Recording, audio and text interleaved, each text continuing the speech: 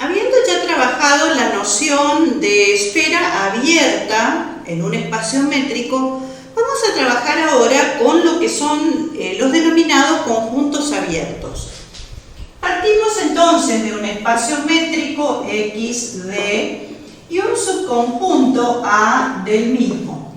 Vamos a decir que A es un conjunto abierto, lo escribo, A es un conjunto abierto si y solo si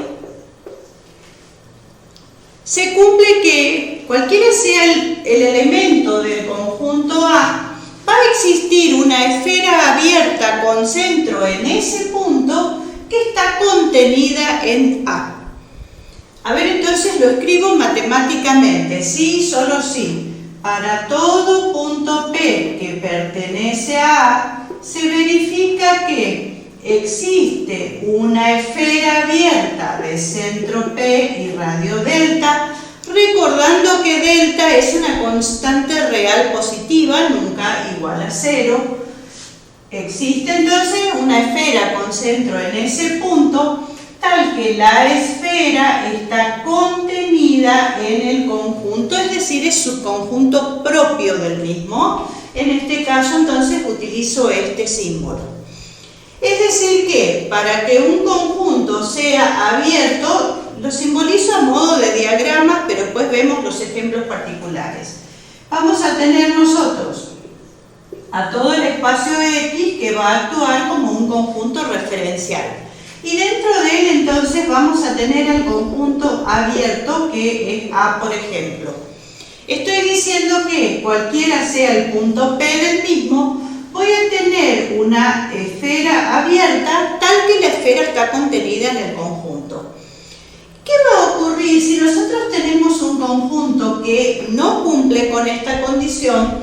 Va a pasar que tomando, por ejemplo, un punto que está en este borde del conjunto, voy, por más pequeño que sea el radio, voy a tener la esfera que va a estar contenida en parte en el conjunto A, pero una parte todas las veces, por más pequeño que sea el radio, va a quedar fuera del mismo. No hay forma de que una esfera con centro en puntos de este borde quede contenida dentro del conjunto, cualquiera sea la forma de la esfera. Es decir que entonces, en un conjunto abierto, pasa eso, que cuando uno lo grafica va poniendo en línea de puntos justamente a ese borde que no es parte del conjunto. Interior de un conjunto. Para definir lo que es el interior de un conjunto necesito la noción previa de lo que es el llamado punto interior. Partimos entonces, como todas las veces, de un espacio métrico XD y un subconjunto A del mismo. Vamos a decir que P es punto interior de A, punto interior de A, si y solo si. En palabras, ¿qué es lo que tiene que ocurrir? P va a ser interior cuando tengamos un conjunto abierto que contenga a P y que esté contenido en A. Ven que se van enganchando todas las nociones que fuimos trabajando. Acá lo que estoy por decir entonces es, si P es punto de interior de A, si, solo si, existe, voy a llamarle B, por darle una letra cualquiera, B abierto, tal que P pertenece a B y B, está incluido en A.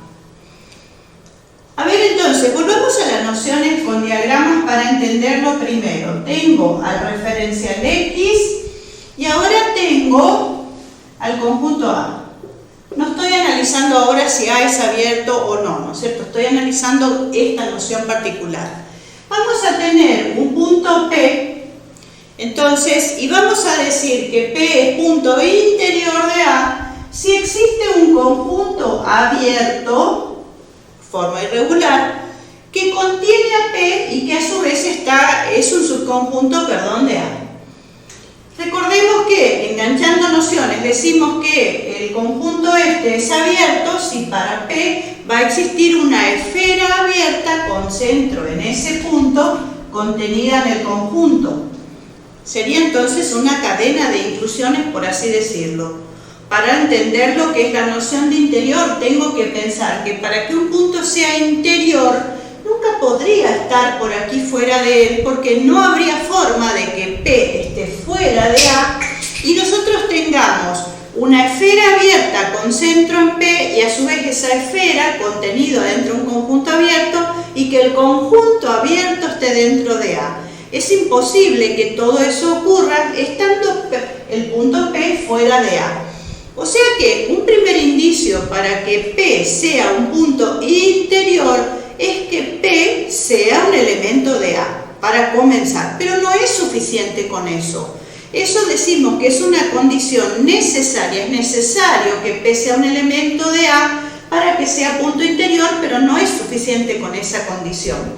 De nuevo, como hoy, si nosotros tomemos Q, por ejemplo aquí, un punto que está sobre este borde, nos va a ocurrir que no voy a tener una esfera, ni tampoco un conjunto abierto que contenga esa esfera, y que todo eso esté contenido en A.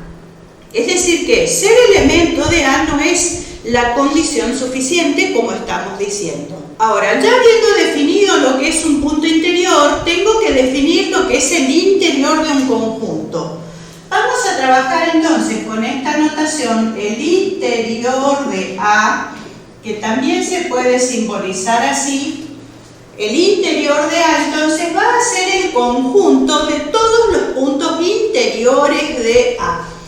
Es decir, entonces, con notación conjuntita son los X, tales que X es punto interior de A. No voy a escribir toda la misma noción, pero estamos entendiendo por qué ya lo definimos recién. Entonces, el interior de un conjunto está formado por todos los puntos interiores de ese conjunto. Ahora, tenemos una relación de inclusión entre lo que es el interior de un conjunto y el conjunto en sí. Ya entendimos la noción acá. Ahora, ¿cuál sería la relación de inclusión? A lo que llamo interior, al conjunto llamado interior, es siempre un subconjunto de A. Ahora, eso ocurre siempre porque es posible, como en este caso, que haya puntos que son de A, pero no del interior de A. Ahora, puede pasar entonces, es decir que tenemos nosotros la propiedad.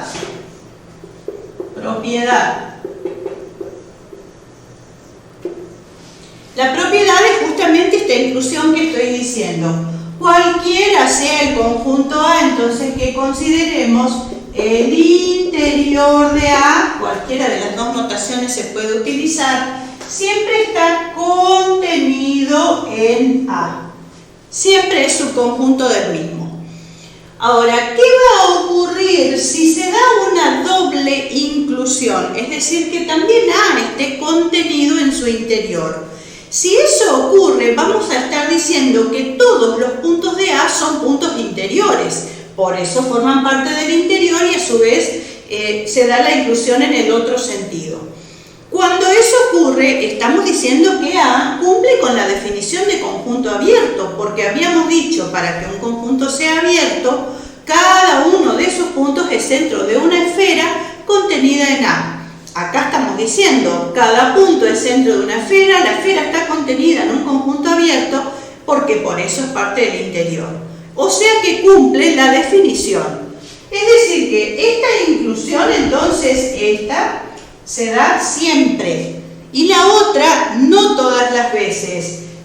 Es decir que si A está incluido en su interior, entonces, ¿qué es lo que va a pasar? A es igual a su interior, porque se da la doble inclusión. Recordemos que la inclusión en uno y otro sentido define la igualdad de conjuntos. Si esto ocurre, entonces, ¿qué es lo que va a pasar? es que A es conjunto abierto. Vamos a trabajar ahora la noción de conjunto cerrado. Dado un espacio métrico XD y un subconjunto A del mismo. Diremos que A es un conjunto cerrado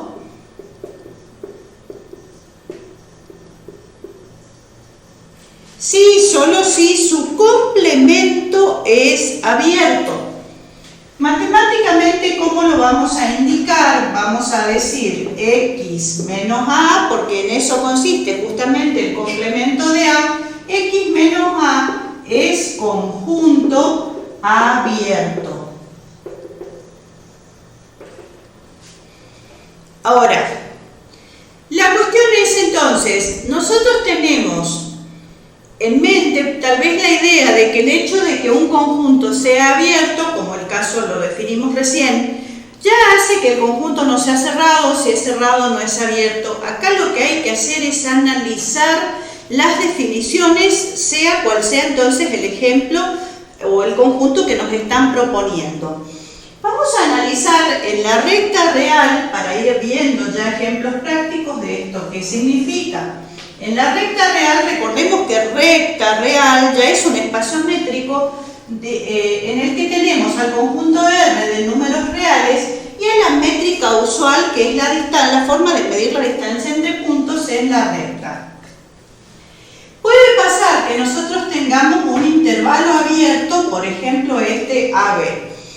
Siendo un intervalo abierto de números reales, cualquiera sea el punto P, recordemos entonces que las esferas abiertas acá son intervalos con centro en P.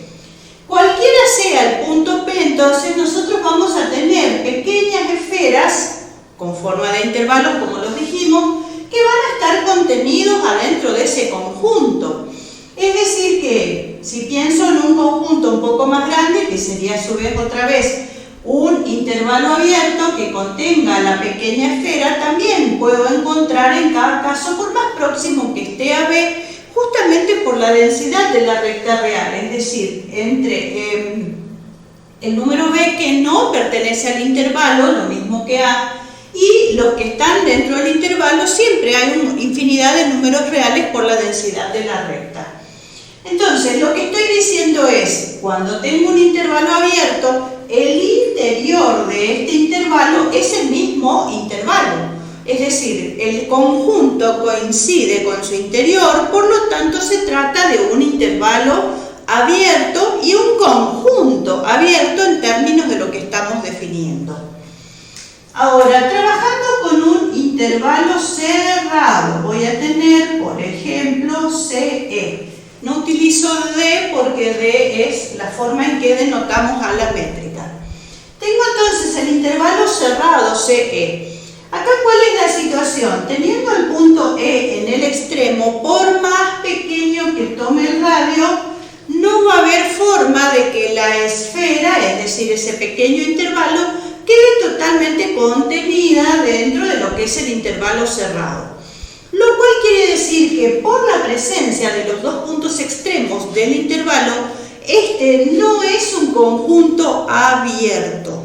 Analicemos la definición. Será un conjunto cerrado en la medida que su complemento sí sea abierto. ¿Cuál es el complemento de CE? Sería desde menos infinito hasta C abierto, unión abierto en E hasta más infinito. Cada uno de esos dos es una semirrecta, por lo tanto un conjunto abierto porque cumple con estas mismas condiciones. Es decir que, entonces, el complemento, por más que tenga la unión de dos partes, cada una de ellas cumple con todas las definiciones. Es decir que el complemento de ese intervalo es abierto y por lo tanto ese intervalo cerrado es un conjunto cerrado. Ahora, ¿qué pasa si tenemos una situación de estas? Un intervalo semiabierto, por ejemplo, FG. Son nombres de puntos, ¿sí? No funciones. Estamos hablando entonces del intervalo semiabierto o semicerrado FG. Analicemos la definición de conjunto abierto. Si tomo a este punto particular, que es f extremo del intervalo, nos va a ocurrir lo de antes. Aunque tome un radio muy pequeño, una esfera con ese radio y centro en f nunca quedará contenida totalmente dentro del conjunto. O sea que, por la presencia de ese punto, no es un conjunto abierto. Si pienso los complementos, entonces uno de las partes que forman a ese complemento va a ser desde menos infinito abierto en f, y eso es un conjunto abierto. Pero unión cerrado en G hasta más infinito, siendo cerrado en G nos pasa todo lo que analizamos para este punto F en G, en ese complemento, y por lo tanto esa parte no es un conjunto abierto. ¿Qué estoy diciendo entonces? Este es un subconjunto en la recta real que no es abierto y no es cerrado. Entonces, por eso les decía esa cuestión de que las definiciones tienen que ser analizadas por separado. No puedo afirmar a partir de decir no es abierto que ya pasa a ser cerrado. No, hay que analizar por separado. Por otra parte, tomemos a todo R. R es un subconjunto de sí mismo. O sea que puedo pensar si es abierto o cerrado. Siendo un conjunto abierto, un conjunto es abierto entonces cuando cada punto, centro de la esfera, contenida en el conjunto.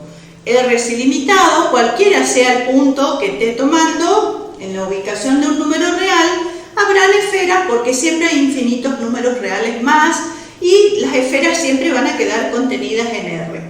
Lo cual indica que R es un conjunto abierto. Hasta ahí venimos bien. La cuestión es, ¿cuál es el complemento de R? Como R es a su vez el conjunto referencial, el complemento de R consigo mismo va a ser vacío, porque estoy diciendo R menos R. Entonces, si estoy pensando R menos R es el vacío, estoy diciendo, ahora pensemos en el conjunto vacío. ¿Es el vacío un conjunto abierto? ¿Es cerrado? ¿Qué es eso? Tengo que analizar si vacío es un conjunto abierto. Para hacerlo pienso en la definición. Si P pertenece a vacío, entonces existe una esfera abierta con centro en P contenida en vacío. Tengo que ver si esa proposición, que es una implicación, es verdadera o falsa. Decir que P pertenece a vacío ya resulta falso porque vacío no tiene elementos. Entonces, tengo una implicación en la que el antecedente es una proposición falsa. Si una implicación tiene antecedente falso, ya la implicación es verdadera. Porque el único caso en el que una implicación es falsa es cuando el antecedente es verdadero y el consecuente es falso. Ahora, si el antecedente es falso, la implicación ya es verdadera. O sea que, desde el punto de vista lógico, vacío es un conjunto abierto. Y eso nos lleva a que su complemento, que es R, sea cerrado. Entonces, estoy diciendo que R es un conjunto abierto, analicé la definición primero, y como su complemento también es abierto, R es cerrado. O sea que, teniendo este caso, era un subconjunto que no es abierto ni cerrado, pero también puede pasar, como el caso de R, que cumpla las dos cuestiones, es decir, que es un conjunto abierto y es un conjunto cerrado. Ahora, pensemos en vacío. Recién dijimos, por la cuestión de la lógica, ¿no es cierto? Y por la definición, vacío es un conjunto abierto. Pero su complemento es R, y R también es abierto, lo cual me lleva a concluir que vacío es también cerrado. Es decir que, tanto R como vacío, su complemento en R, son conjuntos abiertos y cerrados a la vez.